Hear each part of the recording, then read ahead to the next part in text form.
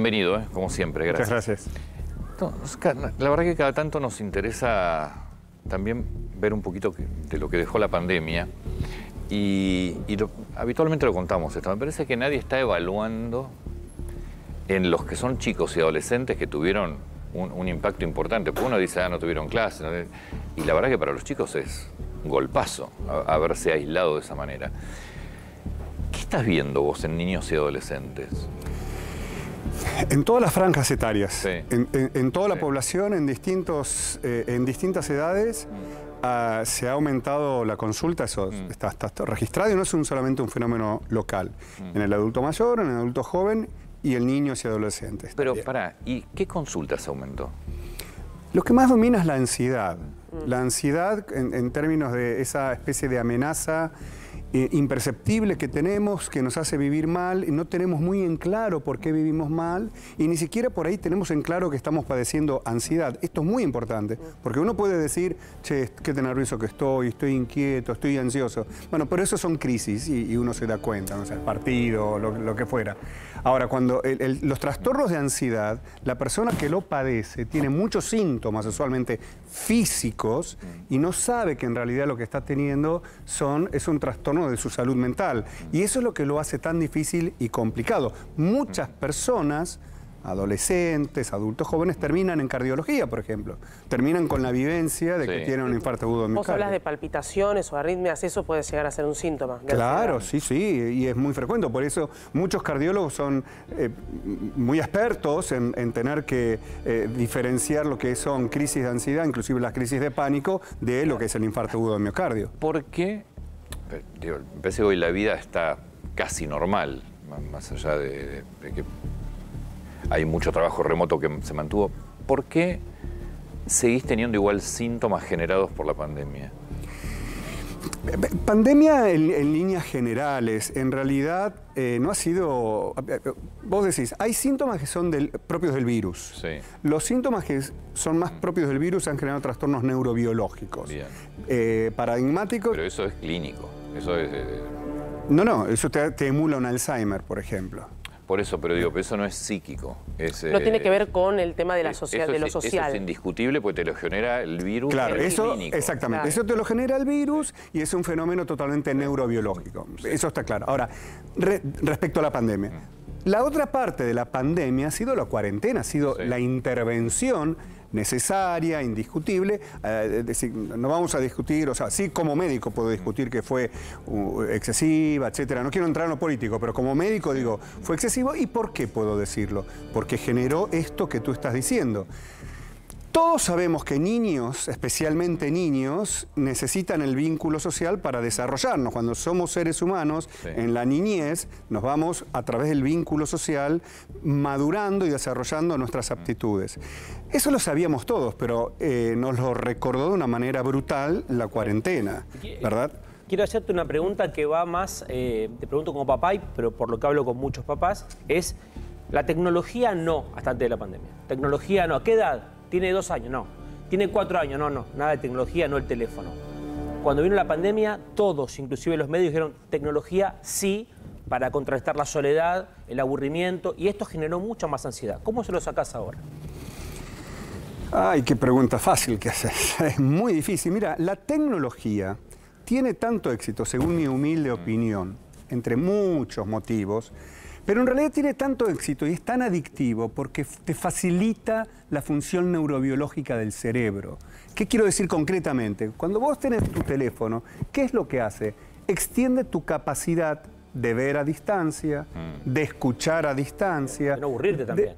No, pero quiero decir, ¿cuál es nuestra función de tener vista, audición? Es adaptarnos al medio. Todo lo facilita. Todos nuestros teléfonos son una extensión, de alguna manera, de nuestras capacidades cerebrales.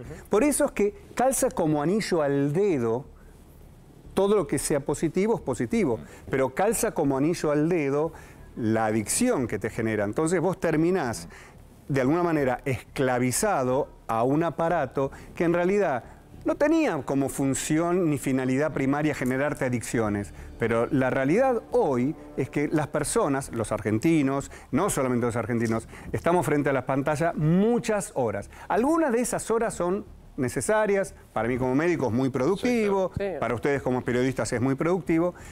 Pero convengamos que a los niños y a los adolescentes especialmente, la inmediatez de la respuesta genera ansiedad. Fíjate, Claro, claro. la plataforma... Se aburren, cuando no lo tienen se aburren. no solamente se aburren, te genera ansiedad, porque la ausencia de respuesta de la inmediatez, cuando vos, viste que los chicos te dicen, me clavó visto. Sí. ¿Y cuál es el Bueno, problema? te contaba el otro día que se me rompió el teléfono. Que No, un escándalo. tuve que volar, pero se me rompió el teléfono. Entonces estuve no sé cuántas horas sin teléfono. Claro, uno no se acuerda de nada, no te acordás un solo número, nada. Hemos perdido absolutamente todo. Y después estás todo el tiempo pensando, me están tratando de localizar y no tengo forma. Qué sé yo. Y la verdad que antes no se vivía así. No se vivía así, pero lo que yo quiero reafirmar es que efectivamente hay una parte de la tecnología muy favorable. Seguro. Y hay una parte de la tecnología que genera problemas de ansiedad. Claro, Y eso... es muy fina la línea, porque a ver, ¿qué pasa? Yo sigo en la línea de Carlos. Hoy pasa que los chicos están en el cuarto con la computadora y están horas encerrados. Los padres no tienen ni siquiera acceso a poder entrar al cuarto, molestar, llamar por la comida. Básicamente es un calvario para los padres. ¿Cuándo detectás esa línea de donde empieza a ser nociva la tecnología y esto de que empieza a generarse el trastorno? ¿Dónde está esa línea? ¿Cómo es la diferencia? Te voy a responder para todos los problemas de la salud mental, la línea está cuando impacta en tu vida, cuando impacta negativamente en tu vida, o sea, familiar, o social, o laboral. Esto que parece muy flu, lo que te digo, es lo que diferencia entre la tristeza y la depresión. Entre estar ansioso, inquieto por la revancha del partido de fútbol, o que cuando te impacta en tu vida. Entonces, ¿cómo hacemos los padres para saberlo? Y encima, que los padres no tenemos el conocimiento que tienen nuestros hijos, ¿verdad? Entonces, ¿cómo haces? Y cuando vos percibís cambios en tu hijo, hay que consultar. Cambio que a un padre, a la mamá, al papá, al tío, al hermano mayor, quien fuera, detecta algo que le llama la atención. ¿Qué, por ejemplo?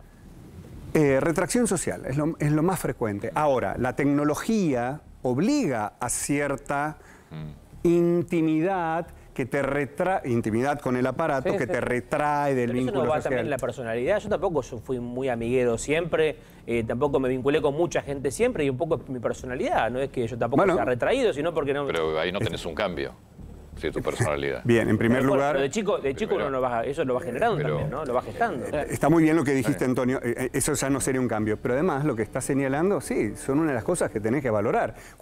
Para poder responderle a ella, vos no podés decir por una sola variable si está frente a un problema. Vos tenés que valorar muchas. Mirá, desde si tenés anemia, por ejemplo.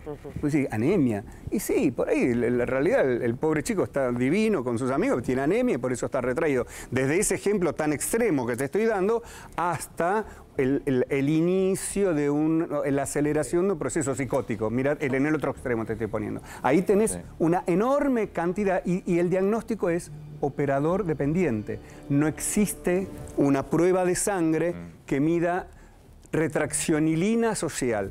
No existe. Eso depende de cuánto tiempo le dediques a tu paciente, a tu hijo, a averiguar lo que le ocurre. Quiero volver al tema pandemia y cuarentena. ¿Por qué hay efectos que se dieron en la cuarentena que, terminada la cuarentena, y estamos en una vida prácticamente normal, todavía se mantienen? Lo primero que a mí se me ocurre responder es porque la cuarentena disparó procesos subyacentes.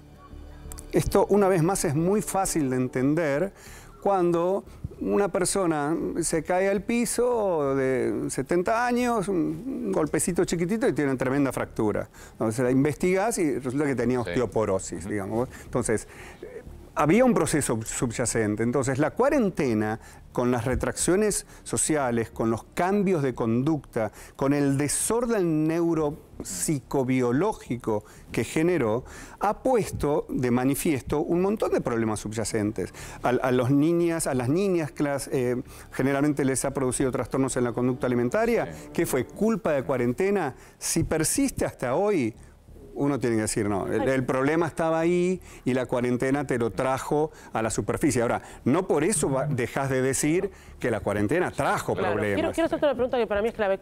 ¿Cuánto tiempo una medida puede afectar? Porque yo tengo amigos hoy que al día no quieren juntarse donde hay lugares con mucha gente. Digo, ¿cuánto tiempo tiene una medida para afectar la conducta de uno y que eso persista?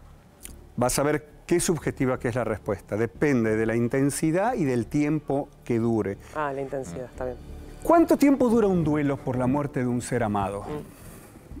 Es muy difícil, es fácil el diagnóstico si tu ser amado falleció y han transcurrido 8 años y vos seguís recluido en un duelo. Bueno, esa es facilísima, ¿verdad? Pero ¿cuánto le decís? ¿6 meses, 8 meses? Bueno, eso depende muchísimo de la personalidad del ser humano y cuál es el impacto que ha generado la cuarentena. Ahora, ¿cuánto tiempo desencadenó una crisis de ansiedad? ¿Cuánto tiempo? ¿Todavía? Y no es exclusivamente cuarentena. La cuarentena te lo disparó. Barbijo, ¿no? ¿Cuántos chicos no se quieren sacar el barbijo para la escuela, para hacer deporte? Yo lo uso muchas veces el barbijo, Sí. lo sigo usando. Pero los más chicos que recomiendan que no, lo siguen usando por miedo, ¿eh? Toc, muchas gracias. Al contrario.